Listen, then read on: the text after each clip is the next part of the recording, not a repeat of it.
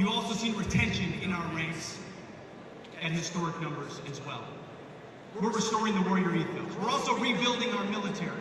President Trump has committed $1 trillion defense budget, a historic budget unlike any before, a generational rebuilding of our capabilities. We will have the best ships, the best subs, the best planes, the best fighters, the best drones, missiles, air defense, space defense, border security, Golden Dome, you name it. America will be stronger than ever before under our Commander-in-Chief, Donald Trump. He is committed to that.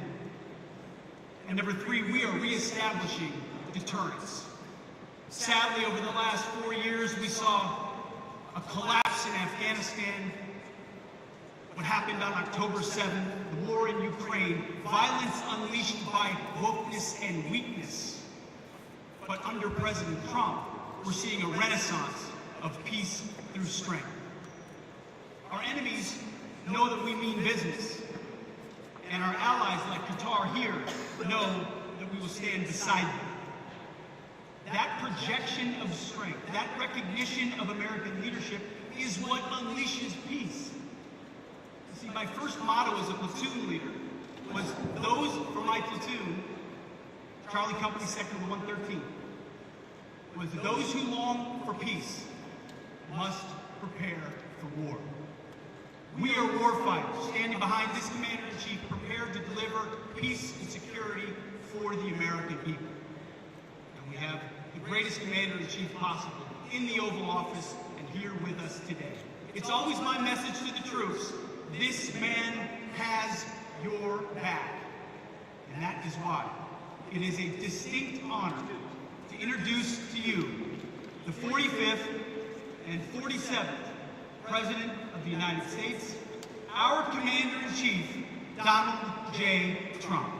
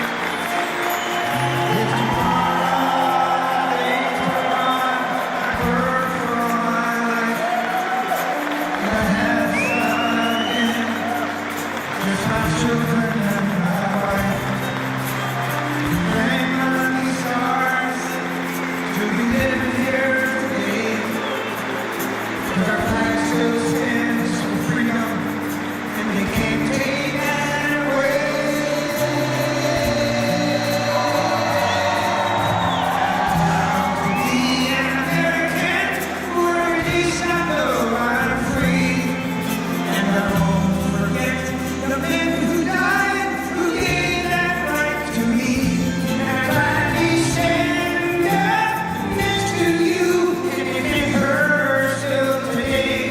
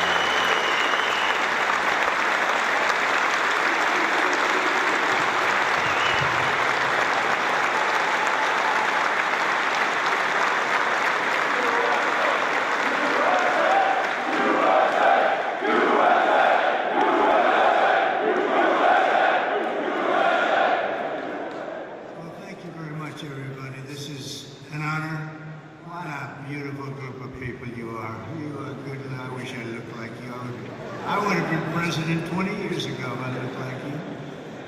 But I want to give a special hello to Udeid Air Base, sometimes referred to as the deed. That's a sinister term, the deed. Today, we can all relax and be at ease, and we're going to have a little fun. I have nothing else to do, so let's have a little fun, right?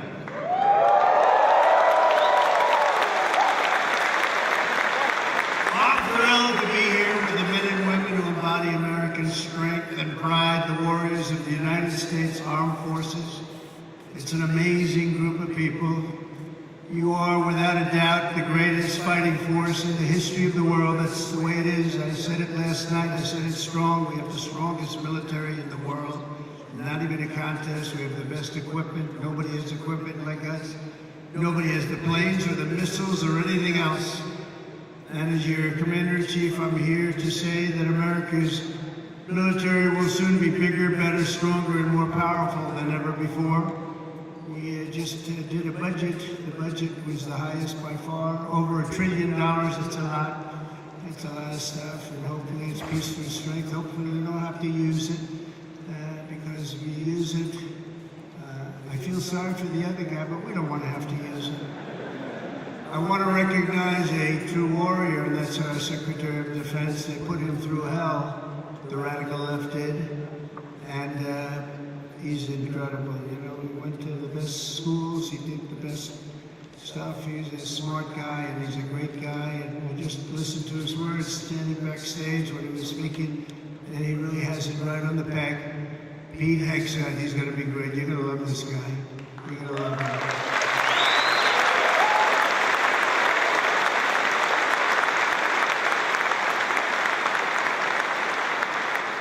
And I also want to influence you to clap for a man who's a great influencer. In fact, my son Barron said, "Dad, you got to do an interview with somebody I hadn't heard of." But my son knew very well. He knows everyone. He said, "Dad, this is before the election. You know, we won in a landslide, in case you hadn't known." But he said, "Dad, you got to do an interview with a guy named Theo Vaughn." I said, "Who the hell is Theo Vaughn?" He said, "Dad, he's such a big guy. You got to do an interview." So he knew all the names. I didn't know the names. And where is Theo? He's around here someplace, I think. Hey, Theo, thank you.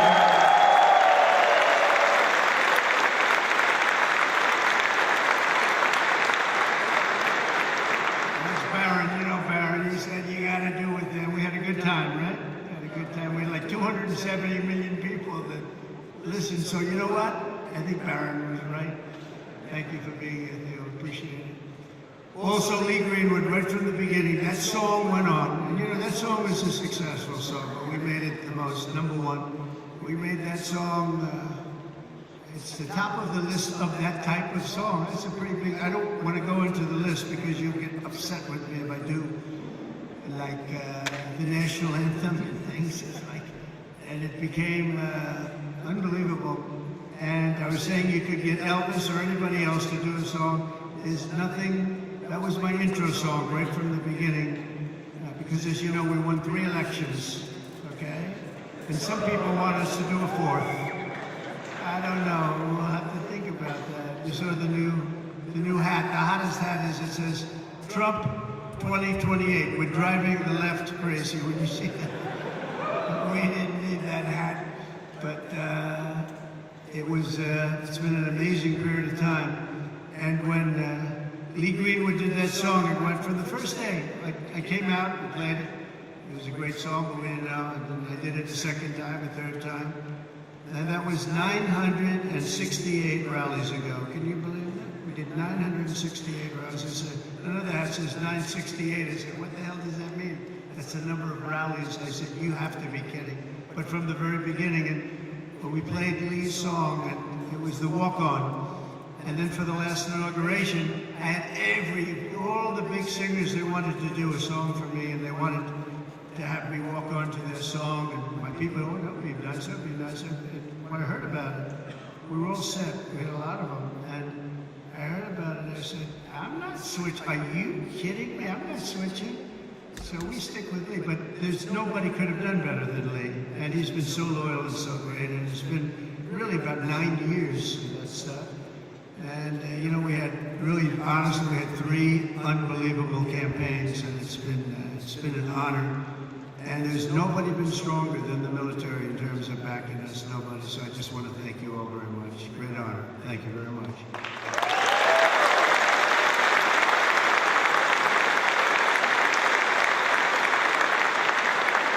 And also with us today is really a great talent, and somebody who's one of the most popular television hosts in history. Still looks young to me, but he's been doing it a long time, but he's an incredible man. He's always seems to take my side, and therefore I like him even more.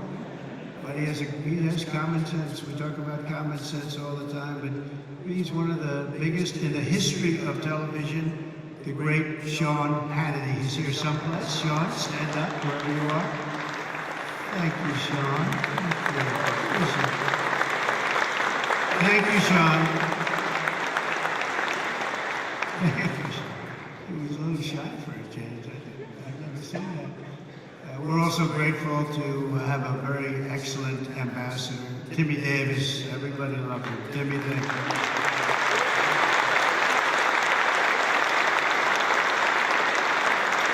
Along with you, great military leaders, these are real leaders, these are real tough cookies. Lieutenant General Derek Trapper France, Major General David Shoemaker, Brigadier General Richard Deuce Dickens, Chief Master Sergeants Chris Murphy and Joshua Wiener, and Colonel Brian Ellis. We want to thank you, amazing people. They're real leaders, and this is one of the great bases anywhere in the world, and we're lucky to have them. Thank you very much, fellas.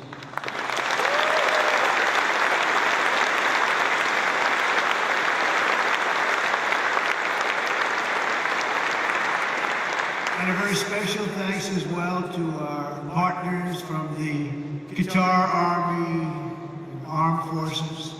Let's give them a really special hand. They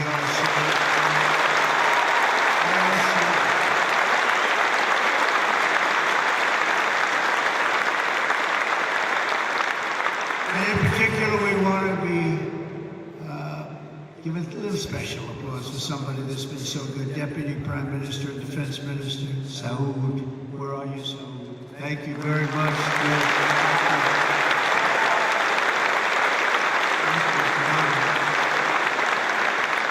Yesterday we signed an agreement for Qatar to purchase $42 billion worth of the finest American military hardware, including THAAD missile batteries, Pegasus refueling aircraft, Desert Vipers, light armored vehicles, amphibious combat vehicles, the MQ-9B, and the Sky Guardian drones. That's all the best stuff. If it isn't, please stand up and tell me, and we'll get something else.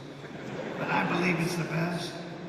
Qatar will also be investing $10 billion to support this massive base in the coming years, and there's no place like it, they say. And a man, a leader, Amir, he's been a special friend of mine for a long time, long before I did the political thing. When he was a novice, he was a young guy, and we got to know each other, we liked each other, and got along long before I ever thought of running for president. And it's nice when you have that kind of a relationship. We got along right from the beginning. He's a special guy. He's a great leader of your country. So I want to just congratulate you on that, and all the Qatari people, a spectacular group, and it's an honor. And I don't think our friendship's ever been stronger than it is right now. You had the last administration. I don't know if they knew too much about what was happening, but this administration does. And you will never see anything like the relationship that we have. We just left Saudi Arabia, as you know, and you have a fantastic Crown Prince. He is a fantastic guy likewise. And we're going from here, we're going to UAE and United Arab Emirates, and we're going to see another leader. It's an amazing part of the world, and our relationship has never been stronger. And you're going to see that as time goes by, but with us it's not words. As you know, I'm in the midst of a very historic trip, visiting the key partners in the Gulf. We had just some incredible stopovers and a wonderful day. Yesterday we had the dinner, however, with His Highness the Emir, and he's going to see him in a little while. I'm going to be saying goodbye to him, but we'll be saying hello again very, very soon. No visit to the Gulf would be complete without stopping to salute the people who keep America safe, strong, and free, and the patriots of the United States Army, Navy, Space Force. I love Space Force. I have to say this by the Navy. You know, I started that and they said, that will never work. Oh, it worked. You know, we were way behind Russia and China, and now we're way, way ahead of everybody. So Space Force, I'm very happy. That was not since the Air Force has that happened.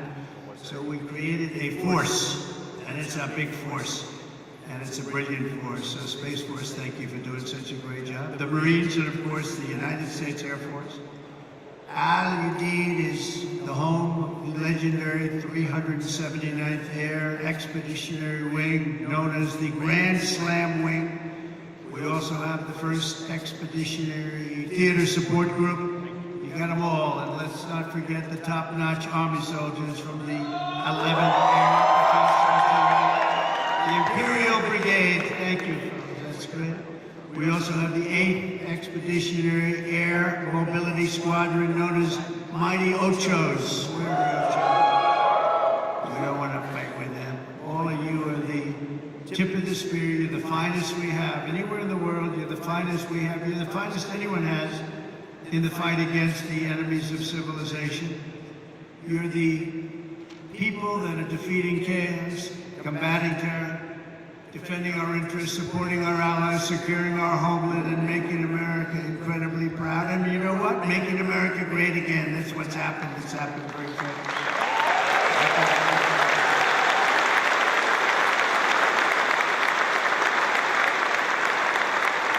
As president, my priority is to end conflicts, not start them, but I will never hesitate to wield American power if it's necessary to defend the United States of America or our partners. And this is one of our great partners right here. When we're threatened, America's military will answer our enemies without even thinking about it. We have overwhelming strength and devastating force. And we had people that didn't like to talk about that, you know? They didn't want to talk about the level of quality that we have. They didn't want to talk about anything. We're going to have a big parade this year, you know, in Washington, D.C., a real parade. And I'll tell you just a little story. A week ago, I called up a certain country and they said, oh, we're celebrating the victory of World War II today, sir. Oh, really? I'd speak to one of the presidents or prime ministers or whatever. And they were so busy, yes, we're celebrating the victory of World War II. And I speak to another one that they were celebrating. And the fact is, Russia was celebrating, France was celebrating. Everybody was celebrating but us. And we're the ones that won the war. We won the war.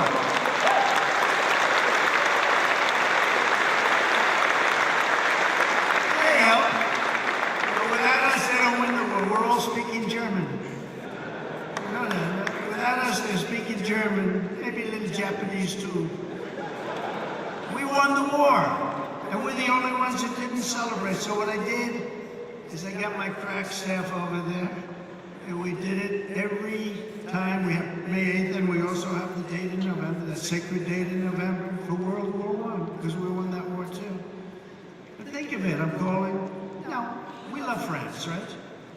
But I think we did a little more to win the war than France did. Do we agree? You know, I don't want to be a wise guy. When Hitler made his speech at the Eiffel Tower, I would say that wasn't exactly ideal. And I called up the President, Macron, good guy, by the way. Donald, we are celebrating our victory over the Germans. Oh, that's wonderful. We don't take credit for what we do. And I said, what the hell? Every country I've spoken to in the last week is celebrating the war but us. Isn't that terrible? So we're going to be doing holidays, but I said it has to be a working holiday because you can only do so many of them We have a lot of holidays. I'm not so sure we should have them, and you don't have to go to work. Our country has to go to work. So we're going to have a working holiday for each one of those 2 days. And we're going to be celebrating too, because we should celebrate more than anybody else. And others did help a lot, but nobody helped like us. We wouldn't have won. I mean, the fact is, not winnable without us. And now we're stronger than ever before. You know, I rebuilt the military in my first term. We had a great first term everywhere. We had the greatest economy ever. Stock market up 88%, the biggest rise ever. All of that stuff. But the second term is going to be even better. We have over $10 trillion going to be invested in our country. And this little tour didn't hurt, I will tell you. Between the 3 great places, I recently announced that I'll approve an unprecedented $1 trillion, as I told you. It's going to end up going higher investment in the U.S. Armed Forces, and that's a record as part of that effort. I signed an order to build the Golden Dome missile defense shield to protect our country from missile attack. Is everybody okay with that?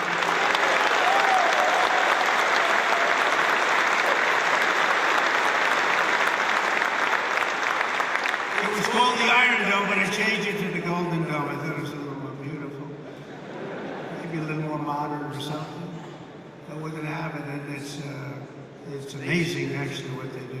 It's going to cost many billions of dollars, all made in the USA. I want it all made in the USA. The days of making our parts all over the world because we have wonderful partners now. It's America first now. America first. We're going to make it all in the USA. And we're going to, by the way, it's America first, but we're going to take care of other countries. We're going to have plenty left over. Because we're doing things now. You know, 6 months ago, our country was laughed at. Now our country is respected again at a level that it hasn't seen in a long, long time. And we're going to keep it that way. And our Air Force will soon have the world's first and only 6th generation fighter jet, the F-47. Why did they name it 47? Does anybody know? It was a nice thing.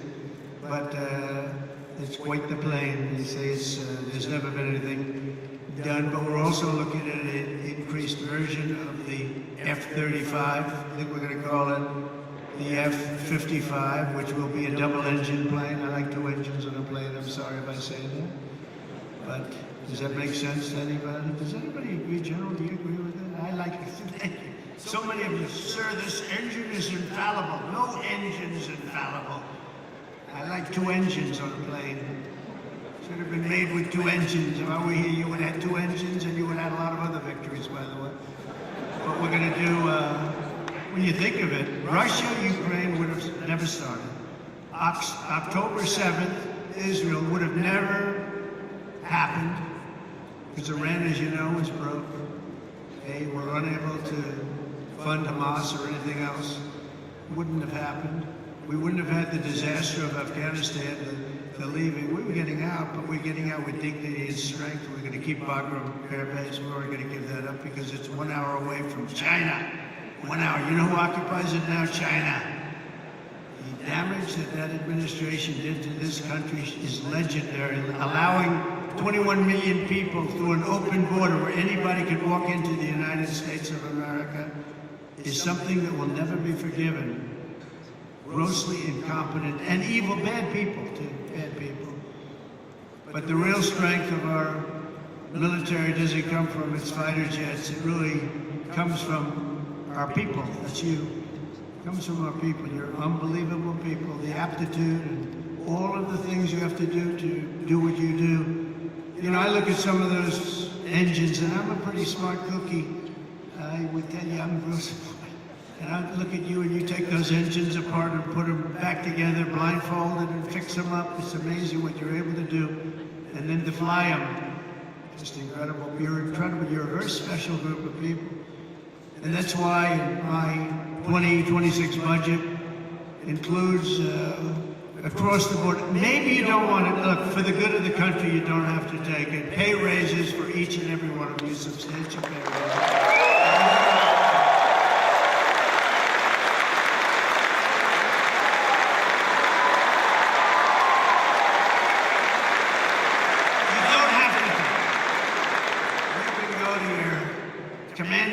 officer say, "Sir, I'd rather not take that pay. I love my country, sir.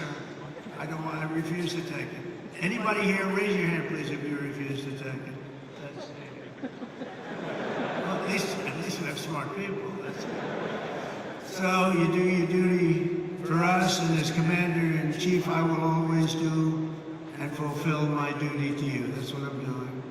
Under the Trump administration, we're liberating everything in our armed forces from really radical social experiments carried out under the previous administration and beyond that, and actually beyond that, and restoring the strong and fierce spirit of the American warrior, the American fighter.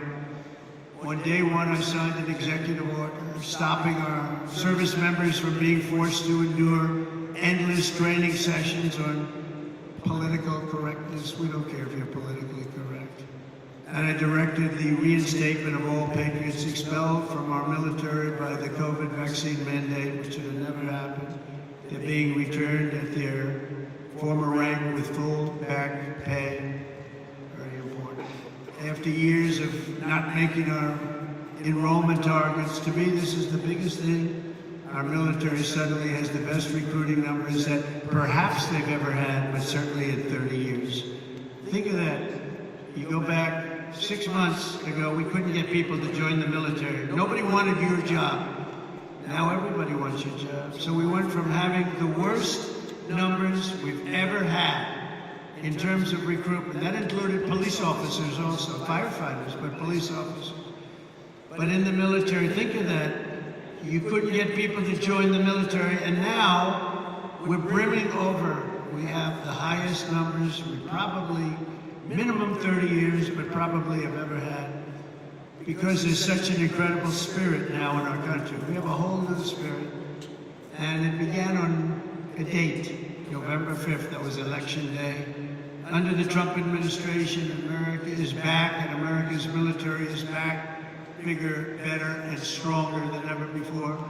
Since my inauguration, service members stationed throughout this region have terminated 83 major terrorists operating across Iraq, Syria, and Somalia, including the #2, just recently, global leader of ISIS. And I knocked out ISIS, as you know, in my term. They said it was going to take 4 years. I said, why 4 years? It's a long time. And then I met a General Raisingane. He's now the head of the Joint Chiefs of Staff, right? And he was great. He said, we could do it in 3 weeks. I said, well, I was told 4 years, General, by your television generals in Washington, D.C. And he didn't want to be disrespectful to them. He said, sir, I'm telling you, you want, we can do it in 3 weeks. And that's what he did. He knocked out 100% of the ISIS caliphate in 3 weeks.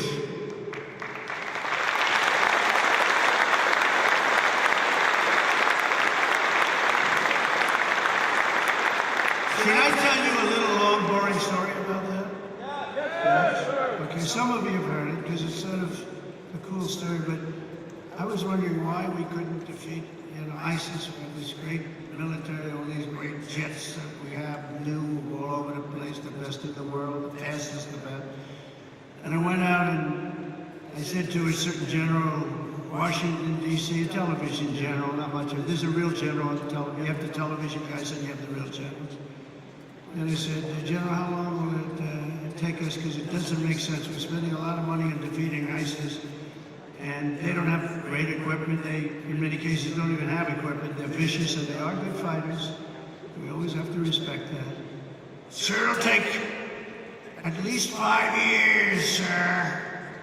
I said, 5 years? That's a long time. I mean, we have jets, they have knives, and it's going to take 5 years. Yes, sir. I said, I don't really believe that, so I did something that I've never done before. I said, I want to go to Iraq. And I want to meet with the people in Iraq because maybe they're different, but I couldn't understand how a large and powerful terror group could last so long. And so I scheduled a flight, meaning I left at 3 o'clock in the morning. It was pitch black. We left very, very under guard. We traveled through Washington, D.C. There was nobody around. Got to the hangar at about 3:15. Air Force One was waiting for us. Pilots, best looking human beings I've ever seen. Even better looking than Tom Cruise, and he's a friend of mine. Okay. These guys were central casting, and they could also fly. And we headed out about 3:30 in the morning, pitch black. We headed for Iraq, and nobody knew I was going, nobody. And we're flying, and we're starting to get close. And they come to see me, and they say, "Sir, we have a problem. One, we're flying over enemy territory very soon, sir. Could we please turn off your lights?" I said, "My lights? We're flying in Air Force One. We just spent trillions of dollars on fighting, and you can't fly in with lights on?" "No, sir, it's very, very dangerous out there." So I said, "Oh, obviously turn them off." Then he comes in addition to the lights, we want to turn down the shades. So I said, "You mean not even shades?" "Okay, we turn down the shades." I said, "I want to go upstairs." This is 747, 2 levels, beautiful plane. Just ordered new ones, by the way, beautiful new ones. And Boeing just, by the way, did the biggest order in the history of Boeing. Just did with your beautiful territory right here. They ordered, I think, 160 planes. I think it's the largest order ever for aircraft. So I salute the people from Boeing, Kelly, and everybody, and General Electric. The engines are General Electric Super Prime, and I really think it's great. Congratulations. But I go up to see the pilots because I love sitting with the pilots.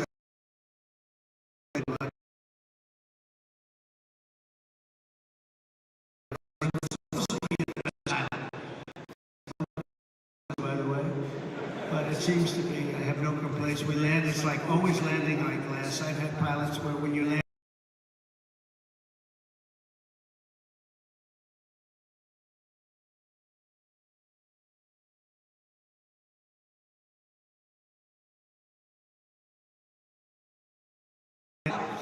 but these pilots land, and the 747's a hard one to land. So I go up, I see the pilots, I say, "Hi, Captain." The guy's a handsome guy, got a blonde flat top. I'd like to have a flat top like that. I don't know if the hair's good enough for that. I don't think so. I don't think I'm going to try it either.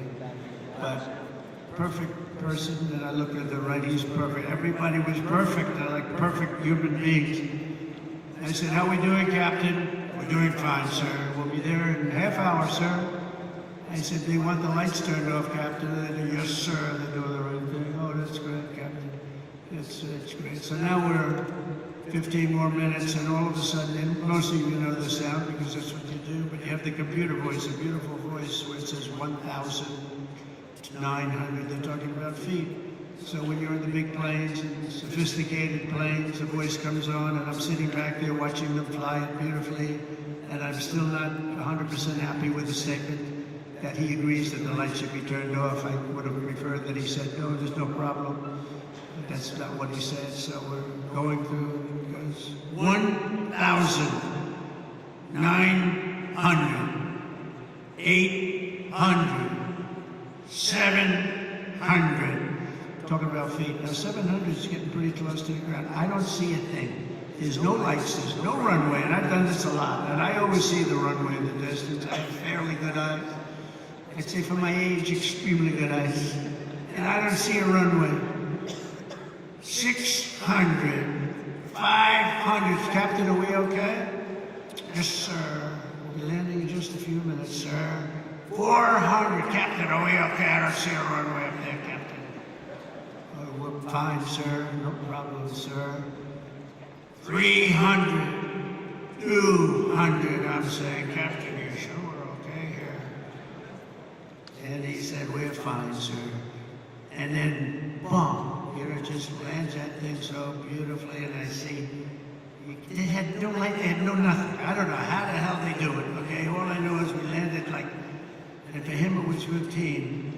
And I'm trying to pretend I'm cool as a cucumber, you know. I mean, it has to be cool as a cucumber. And I'm like, you know, I'm like, I'm not happy. But after we land, I actually went to my people and I said, "I want to ask you a question." I did a very brave thing just there. Is the president allowed to designate himself for the Congressional Medal of Honor? And they said, sir, honestly, that wouldn't be good. I said, okay. So anyway, we get that kid. You know, I have to say kid because the fake news is back there, and they'll and they'll say that the president wanted to give himself the Congressional Medal of Honor, and he was talked out of it by his staff. So anyway, so I get the door opens, I have a platform, I see down, I look down, and I see these are all specimens, just like you guys are all perfect people. And I'm seeing a couple of generals, a couple of staff sergeants, drill sergeants, but everybody's like from a movie. And I walk out of the plane and meet the first gentleman. And I said, what's your name? He said, Kane, sir, my name is Kane. And I said, hello, Kane, what's your first name? Well, they call me Raisin. I said, wait a minute, Raisin, you mean like Raisin Kane? Yes, sir, that's what they call me. General, I love you. You're the guy I'm looking for, General. You're the guy I'm looking for. So it's Raisin Kane. It's Daniel Kane, but Raisin Kane, they call him. Then I met another general, I met a colonel, I met a sergeant.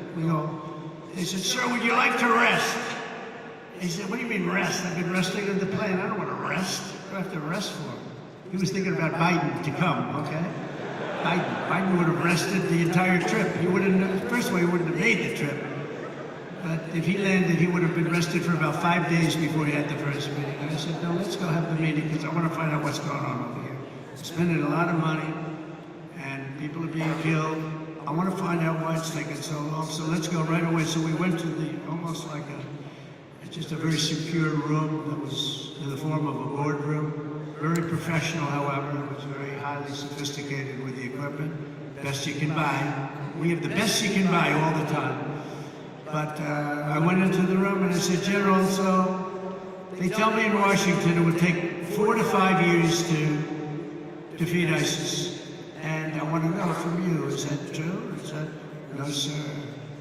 But it's not my place to say, sir, because they are the ones that call the shots. They said, well, if you disagree, it's not the military way, sir. You have to listen to them. That's the chain of command. I said, oh, that's great. I'm not sure I like that system. But how long do you think it would take you if I gave you total authority to go and knock the hell out of them? So it would take approximately 3 weeks. I say it again, General. I was told 5 years. Sir, it'll take 3 weeks and you'll have time left over. I said, you gotta be kidding me. Where the hell have you been? And then I sort of was really in disbelief because I said, you know, I've been here for so long, we've been fighting it. How long were we fighting? 18 years or something? And here's the guy telling me 3 weeks. So I said, General, how do you do it in 3 weeks? He says, well, sir, I don't like saying this because I do have people in Washington, but I'm going to say it. We have portable stations, we have portable runways, we have runways all over the place, we have other bases, and we're being forced to fight them from a very far away distant base, which is right here. And by the time we get there, we have to come back because there's no fuel. We're way too far away, sir. And they're over here, and he shows me a map. And we're over here, and we're all the way here, sir. I said, why didn't they use the other bases? Well, they didn't want to disturb the country where those bases were located. I said, we give those countries billions of dollars. We can disturb them a little bit. They wouldn't know what we're doing anyway. Are they going to know where the planes are going? Not really, sir. I said, so what would you do different? He said, well, sir, I'd start from here, and he went through a whole thing. And I'd hit him from the left, I'd hit him from the right, I'd hit him from underneath, I'd hit him from the top. I'd hit him from every angle, sir. I'd hit him so hard and so fast they wouldn't know what the hell is happening. He said, and you think you can do that in 3 weeks? Yes, sir, we're going to have time left over. And I said, let me think about it, General. I went back to Washington, and I spoke to a couple of people, and they said, I don't think so, sir. I think we're talking about years of fighting. And then I called the General. I said, so, General, you still think you can do it in 3 weeks? And a lot of people think you can't even come close to that, sir. We'll have time left over. They said, go do it, General. Go do it. Thank you, sir. And he hit the hell out of him. He hit the hell out of him. And he calls me up. Sir, we have, out of these people. And if you want, I can finish it off right now, sir. I said, well, I don't know, that's a lot. It's a lot of people. Well, these people are not good people, sir. These are not good people. You'll feel better about it. Well, they're not good people, but they're people, aren't they? And he goes, I said, you know what? Why don't you buzz them for a little while, and maybe after a day or two of buzzing them, they'll surrender. They don't know about surrendering, sir. Well, maybe they'll raise the white flag. They don't have a white flag, sir. I said, well, I'll give it a shot anyway. He said, all we're going to do is take a couple of bullet holes in our wings. You guys know about that, right? And I said, well, let's give it a shot. And he calls up and says, let me do the job, sir. I said, all right, do the job. And we defeated 100% of the ISIS caliphate in just a very short little period of time. Totally different from what I was told in Washington, D.C. by a bunch of frickin' losers. Losers. And that's the beginning. And I took that general and made him the head of the Joint Chiefs of Staff, as I told you. And he's going to be great, and he's highly respected by everybody. Just a different kind of respect. It's a real respect. But we can do our job better than anybody in the world, but you have to have the leadership at the top, And we're doing that. We're finding, we let a lot of 4 stars go. We had more 4 stars. We had, I think, 425 4 stars in World War II, which, by the way, we won. In World War II, we had 187 generals. And we had like 425 generals now, without really a war. And so we made a lot of changes, and we have the best. We have the best. We worked hard to figure the best, the real ones. We want the real generals. Not the fake generals, and not the political generals, too. So we have something that's special, but it can show you really what happened. We also just apprehended, as an example, the ISIS terrorist of the al-Baghdad, the one that caused all of the problems in Afghanistan, caused unbelievable destruction. We lost 13 great soldiers. I got to know the parents and the families of those soldiers, but you know what they don't say is the ones who were so horribly wounded, which were many. And hundreds of people were killed from the other side. I always include that. That should have never happened. That whole mess should have never happened. I think it was the most embarrassing day in the history of our country. And we're not going to have things like that happen anymore. And again, we should have kept the air base. Should have kept it. We let it go, and we left, and it was a very embarrassing moment in the history of our country. That'll never happen again. There are a lot of people that said that Russia went into Ukraine. When they saw that, they said, wow, we didn't think that was possible, but it's not possible any longer, I can tell you. That's another one would have never happened if I were president. Russia would have never gone into Ukraine. All of those things, they would have never happened.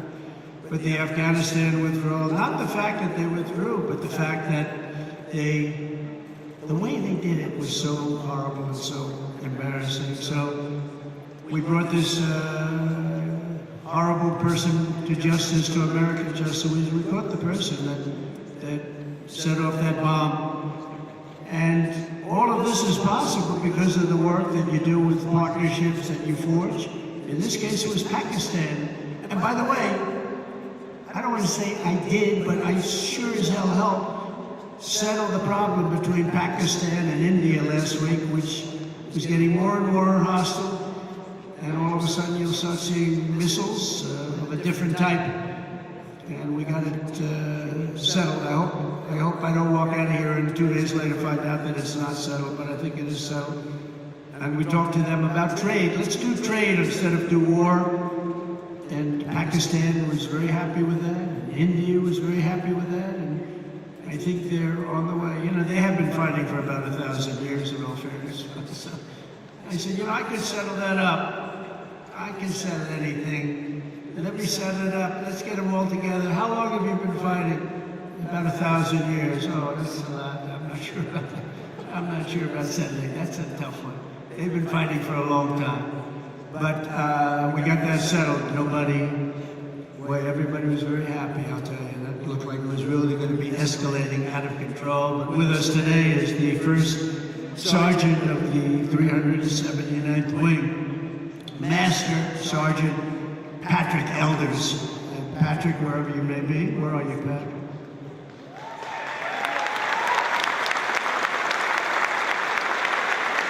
Handsome guy. I'm looking at him from here, and it says after having served 22 years, he's a lot.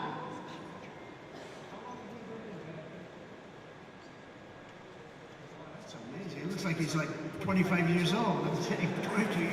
He said, we must have this mixed up. We don't have it mixed up. I guess when you love what you do, you stay young, right? And he loves what he does, no doubt about it. But having served over 22 years in the Air Force, he's one of his, right now, this is his 6th deployment. But this time it's a little different because his stepson, Airman First Class Ashton Inman, is on his own first ever deployment nearby in Kuwait, right now in Kuwait, which is really incredible. Master Sergeant Elders is proud that 2 generations of his family are now serving the same mission in the same theater, protecting the same great American flag. So say hello to him.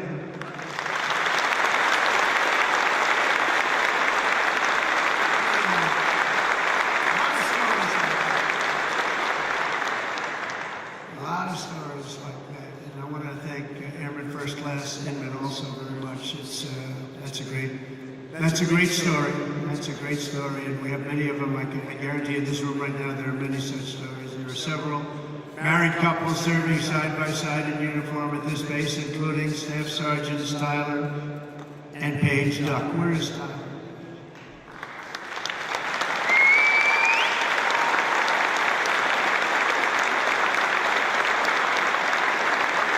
For years, they grew their relationship while Paige was deployed in the UK and Tyler was halfway around the world at Joint Base Elmendorf, Richardson in Alaska, conquering a 14-hour time difference. That's a lot of time difference. And now they're together at Udeid, and it's really great. So Staff Sergeants, congratulations. It's fantastic. The American people never forget that our service members and their families make incredible sacrifices each and every day so that all Americans can be safe and be free, and we love our amazing military families. Our military families are as good as you can get. The men and women here today are part of a noble tradition of service that has been passed down from one generation of Americans to the next, and your spirit and courage and sacrifice has always been there when we needed you the most. You're always there when we need you the most. With us today is Master Sergeant Michael Schlow, who happens to be from a small town in a place called Butler, Pennsylvania. Has anybody heard of Butler, Pennsylvania?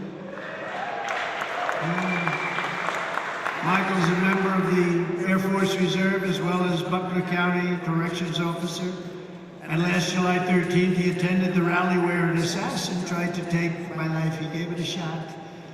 Not good. Or someday.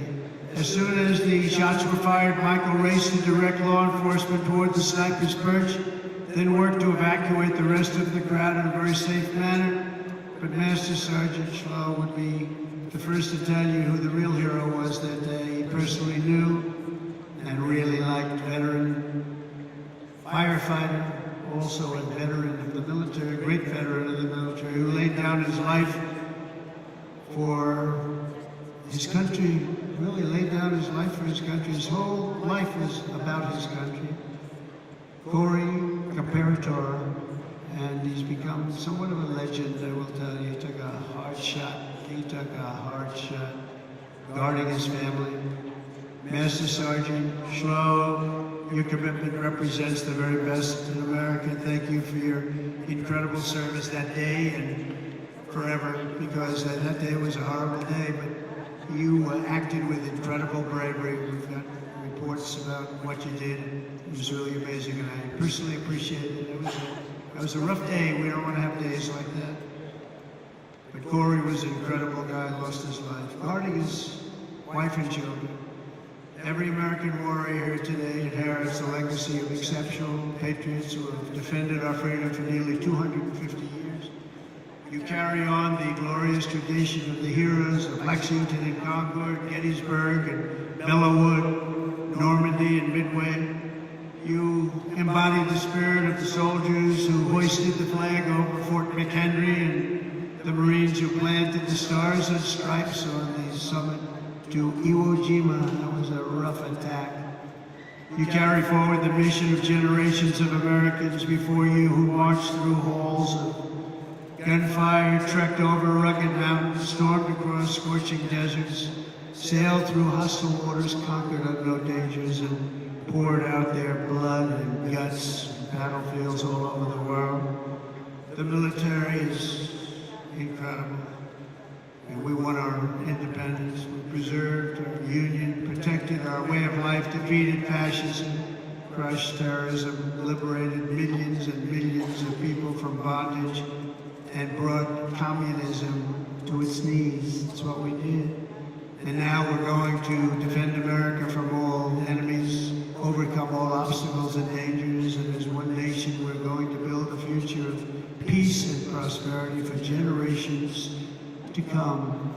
Together we will stand strong, we will stand proud, we will live free, and we will fight, fight, fight, and win, win, win.